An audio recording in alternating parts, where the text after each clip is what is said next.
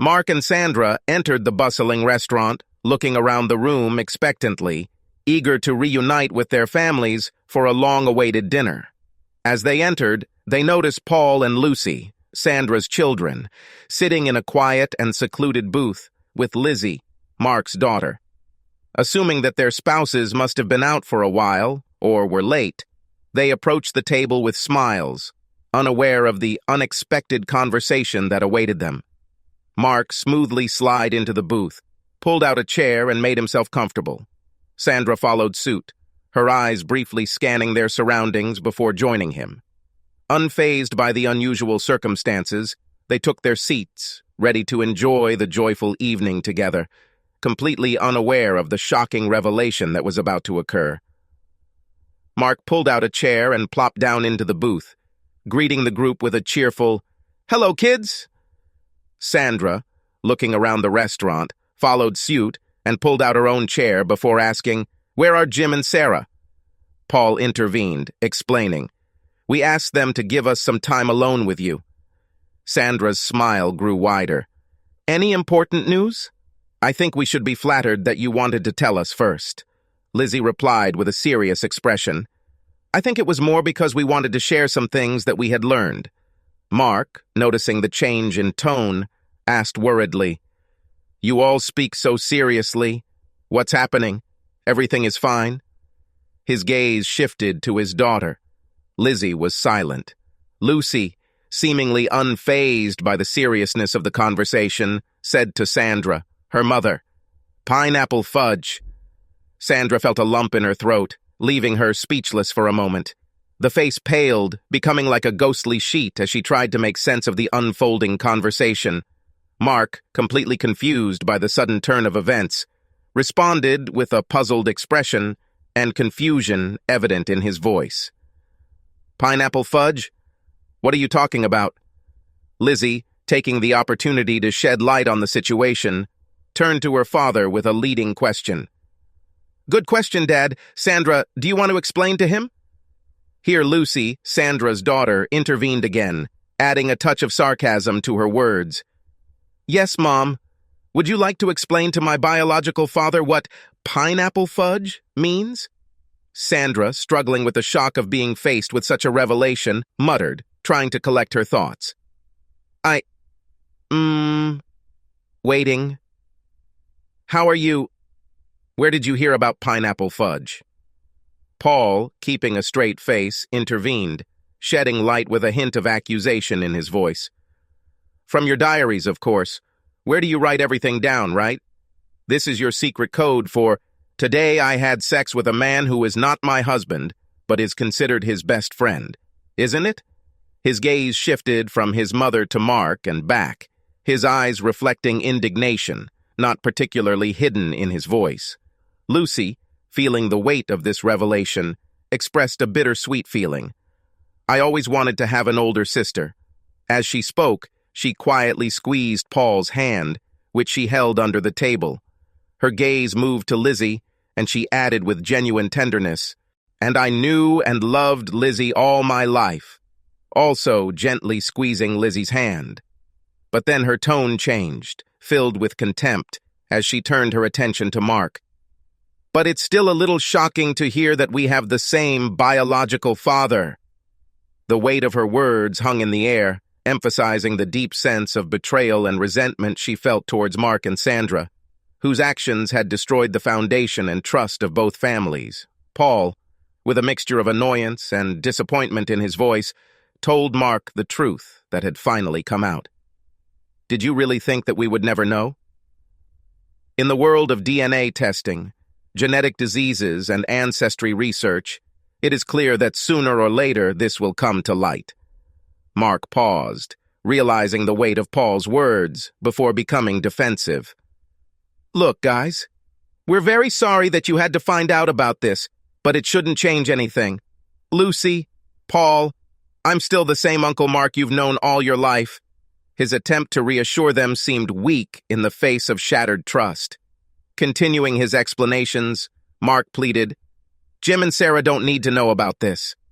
This will only harm them and will not bring any benefit. In his quest to protect the stability of his life, Mark failed to perceive the profound impact that this revelation had already had on their family dynamics. Jim's voice cut through the tension, hitting Mark and Sandra as they realized their missing partners had approached the table, undetected.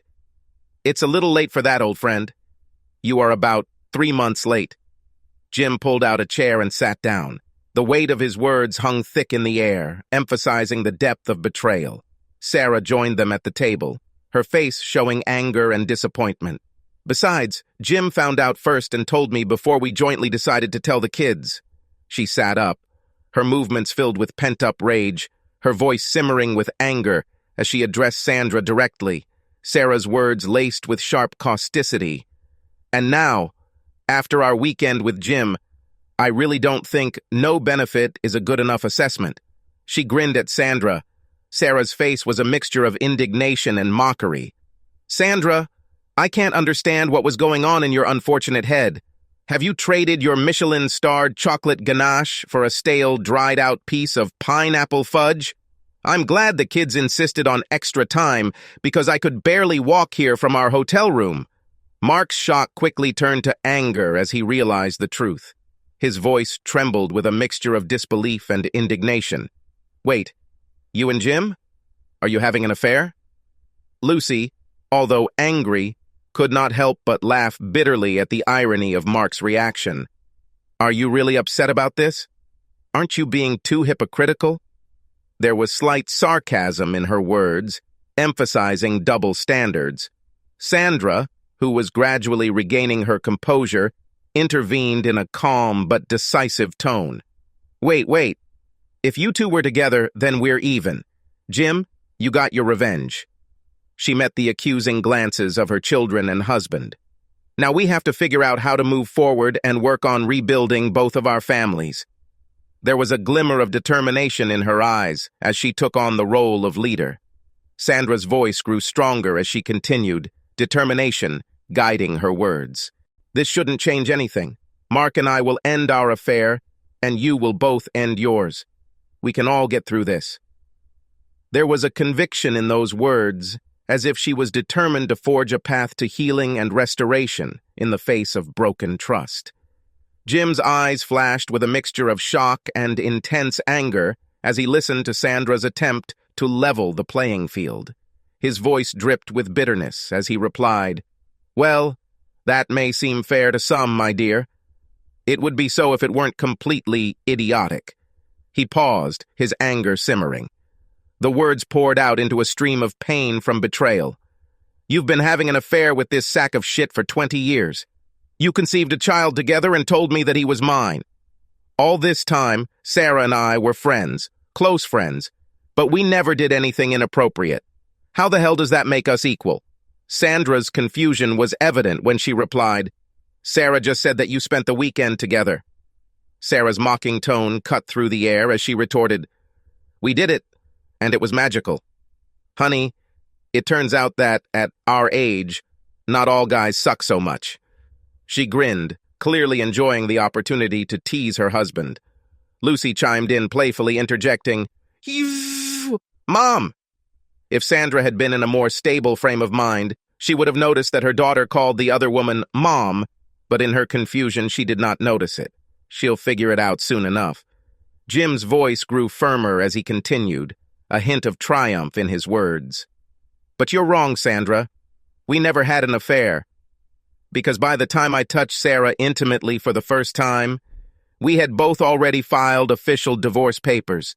You were too busy on your weekend business trip for us to bother serving you, but—" He raised his hand, pointing to the man standing at the door.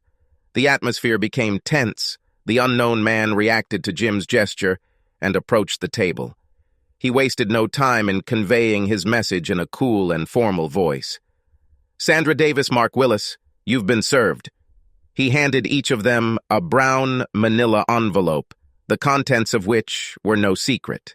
The man then stepped back, taking out his camera to capture the moment before nodding to Jim and walking away, leaving the culprits dazed and confused. The table fell silent as Mark and Sandra exchanged glances, frantically trying to comprehend the sudden turn of events. The weight of these envelopes completely changed their lives. adding another layer of uncertainty to a turbulent situation. Sandra's composure shook, her voice trembled with despair, and tears streamed down her face. "I don't want a divorce. This is not the way it should have happened. Mark and I don't like each other. That didn't mean anything. I love you, Jim. I have always loved only you." Her words filled with pain, she begged her husband, hoping to save their broken relationship. Sandra looked from Jim to Lucy and Paul, her children, her voice breaking with emotion. "Lucy, Polly, tell your father that this shouldn't destroy our family." Her prayers were addressed to the children, in the hope that they would help bridge the gap between their parents. Mark, who sat silently, seemed completely broken, his face reflecting the enormous pain he was experiencing. He seemed lost, unable to find the right words to express the depth of his remorse and regret. In a silent act of solidarity and support, Jim, Sarah, Paul, Lucy, and Lizzie placed their hands on the table, intertwining their fingers. Their united display underscored their commitment to each other, acknowledging the challenges ahead and giving each other the strength and support needed to face the future. Jim's stern voice carried through the room, drawing attention and signaling that it was time for Sandra to listen. The weight of the decision made by all five was obvious. "Sandra, I think it's time for you to shut up and listen.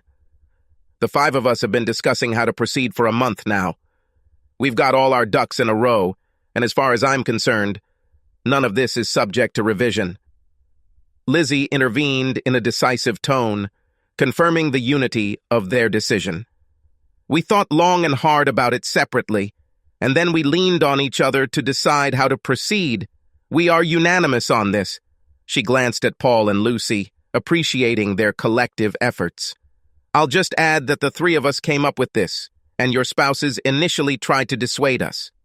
Paul, speaking with a sense of maturity and determination, emphasized the gravity of the situation. "My little sister may be the youngest at the table, but she's an adult now and has a wise head on her shoulders. She was directly affected by this, so we asked her to tell you how things will unfold." Lucy, sniffling but gathering her strength, spoke with a mixture of pain and determination. "In short, it is so." She turned to Mark, her voice firm and unyielding. "Mark, you provided your seed, but you never were and never will be my father." Her gaze returned to Sandra, her expression hardening. "Sandra, you have been my mother all my life. Not as good a mother as my father was, but still my mother. Well, it ends tonight.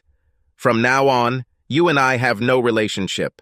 I don't want to talk to you, read your messages, or have any contact at all. This may change in the future, but I wouldn't bet on it. If this happens, it will be my decision. I'm sure you're against it, but I want none of you to ever contact me again. I can assure you that I will not respond." Paul, looking at his broken and almost catatonic mother, shared Lucy's feelings. "The same applies to me." Lizzie, determined and adamant, added her voice. "And to me too." Sarah, calmly but firmly, touched on the practical aspect of their decision. "Jim and I have a common lawyer, whose details are indicated in the envelopes you are holding in your hands. All contacts must now be made only through a lawyer." There was an awkward silence at the table as the weight of what had been said dawned on everyone. The path forward had been charted, and the consequences of their choices would undoubtedly change their lives. Jim, after a significant pause, allowed the silence to deepen, giving Sandra and Mark time to realize the gravity of what had been revealed. Breaking the silence, he moved on to the next question.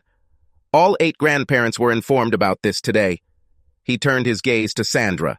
"Your parents," he nodded, "and yours," pointing to Mark, "didn't do anything wrong, and we don't want to erase them from the lives of their grandchildren." His words conveyed concern and attentiveness, as he always respected and loved his relatives. Jim continued, emphasizing all the conditions. "However, their continued participation depends on whether they accept this situation. They must not pass on any messages from you to the children and will not give you updates on any aspect of our lives." He made it clear that the boundaries he set for Sandra and Mark also applied to their parents. While they may maintain a relationship with you, this should in no way interfere with us or affect our family dynamics.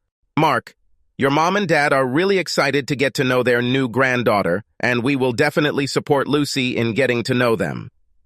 At the same time, it is not surprising that this does not change anything for my parents. They love Lucy more than anything in the world, and nothing will ever change that. The once unified family structure has been forever changed, and the new boundaries will change the relationship not only between Sandra, Mark, and the children, but also between their parents and grandchildren. Sarah entered. We're not leaving. This is not New York or Los Angeles. We may run into each other in a restaurant or on the street. Her tone was filled with anger, a sense of warning, and a clear boundary. With palpable restraint, Sarah continued, determination evident in her voice. I would strongly advise both of you to pretend that you don't know me. It took all my self-control not to spank you both here tonight. The depth of her anger was obvious, and it was clear that maintaining composure in future confrontations might prove difficult. Then Lizzie's voice took on a more positive, albeit forced tone, and it was her turn. But in a way, Sandra, you were right. Her words hung in the air, attracting the attention of everyone at the table. A noticeable shift occurred when Lizzie addressed Aunt Sandra, abandoning her usual term of endearment and simply calling her Sandra. It was a subtle but significant sign of strained relations. She paused briefly before delivering the unexpected news, her tone still laced with a mixture of emotions. I want to share good news. Actually, two good news. Paul and I are getting married, and it will happen soon, because in about 7 months your first grandchild will join us. There was a moment of joy in Sandra's eyes when she heard the news, but the weight of the previous discussion quickly cooled her. Likewise, the hopeful expression on Mark's face faltered as he realized the complex implications of the current situation. Paul, pushing aside any positivity, spoke bluntly, his voice filled with a mixture of disappointment and determination. Lizzie and I talked about how your betrayal affected our relationship. It's weird as hell that we now share a half-sister, but at the end of the day, we were inseparable from the very first day we met at playgroup. There was a hint of bitterness in his words, but also a determined refusal to allow their parents' actions to destroy the bond between the children. While it will always be overshadowed by the fact that it was where you first met, there is no reason to let your terrible behavior ruin our relationship. Lizzie continued. The child appeared unexpectedly, and it happened earlier than we had originally planned. But we always wanted to have children. There was a sincerity in her words, reflecting a deep desire for stability and love in the midst of chaos. Her voice grew stronger. Our parents, the two that remain, are very supportive of our decision to start a family now. Lizzie highlighted the support they received from Jim and Sarah, who were by their side during this crucial moment. Their parents' unwavering support provided a glimmer of hope amidst all the turmoil, a reminder that there were still foundations of love and caring to rely on. But no matter what you may think about how things will change in the future, know this, Paul stated in an unwavering tone. You will not attend our wedding. You will not be present at the birth of your first grandchild, or any subsequent ones. You won't spoil them, play with them, or babysit them to give us a day off. His words painted a picture of severe restrictions. He looked at Sandra, a mixture of emotions showing on his face, before continuing. You won't get their photos, hear their first words, or catch them when they fall. The weight of these words was palpable, illustrating the deep loss both sides would feel. He looked at Jim, and gratitude and respect flashed in his eyes. Mom? He turned to Sarah, trying a new way of addressing her for the first time. The barely noticeable change in address carried a deep meaning, signaling a change in their relationship. Paul's voice softened as he realized the burden that would now fall on Jim and Sarah. Mom and Dad will have to take on the burden of being the only grandparents. Despite the seriousness of the conversation, Sarah couldn't help but smile at the thought of becoming a grandmother and at the fact that Paul called her Mom. Having dealt the final blow, Paul turned to Mark, "Mark, you won't take Lizzie to the altar. That honor will go to Dad. Frankly, you've already given up your right to give it away." There was a strong determination in Jim's voice as he raised the issue of making these changes widely known. "Sarah and I didn't do anything wrong, and therefore we do not intend to hide the reasons for the breakdown of our marriages from friends and acquaintances," Lucy continued, barely audible. "I want people to know. I want people to know why I completely cut you out of my life, Mom, so you can be judged harshly and not me." Her desire for others to understand the gravity of the decision reflected her need for approval and appreciation. "I don't want you at my graduation next month. Yes, this is a public event, and I cannot prevent you from attending." Lucy's voice grew stronger, containing a mixture of determination and concern for her reputation. "But I've earned the respect of my teachers and my friends' parents, and I don't want to lose that by spitting on you if you show up." Lizzie chimed in with a wry smile, bringing a touch of humor to the tense atmosphere. "Unless, of course, before that, Sandra, your mother hasn't decorated you yet." There was a hint in her words that if Mark and Sandra did not listen to what was said, the consequences could be serious and physical. All five rose from their seats, leaving Sandra and Mark alone with their destroyed world. "And lastly," Jim began decisively, his gaze focused on his cheating ex-spouses, "I had a loving friendship with Sarah for 20 years. It won't take much effort to turn this into a loving relationship." He pointed to Sarah, acknowledging the depth of their connection. "I've already fallen in love with her, just because of her support over the past 3 months." He looked straight at Sandra and Mark. "Betrayal won't break me, and I won't let it break Sarah." There was a decisive challenge in his words, a refusal to give in to the pain he was causing. "You may have been laughing at us behind our backs for the last 20 years, but for the next 50 I'll be laughing with Sarah." He emphasized the joy and happiness that awaited him and Sarah, free from the burden of a broken relationship. Turning to Sarah, Jim softened his tone. "Sarah, I fell in love with you. It's too early to expect you to feel the same, but I want you to give me a chance." There was a plea in his words, a request for patience, and the opportunity to build something new.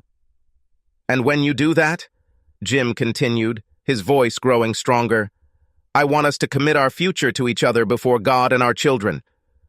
Our partners, it seems, did not take their vows seriously, but we did not change them, and you can be sure that our attitude to our future vows will be just as deep and heartfelt. When Jim first spoke to Sarah, it was quite possible that it was too early for Sarah to experience the same deep feelings for him that he had for her. But looking at her tear-stained smile, it was obvious to anyone that by this time she already felt the same way. Jim and Sarah hugged each other and followed their 3 children out, united and ready to forge a new path together, driven by love and determination to find happiness among the ruins. Sandra and Mark were left to deal with the consequences of their actions. Subscribe to our channel so that your second chaff doesn't cheat on you, and go ahead and listen to the next story, because this story is nothing compared to the next one. If you're under 18, don't even think about listening to the next one.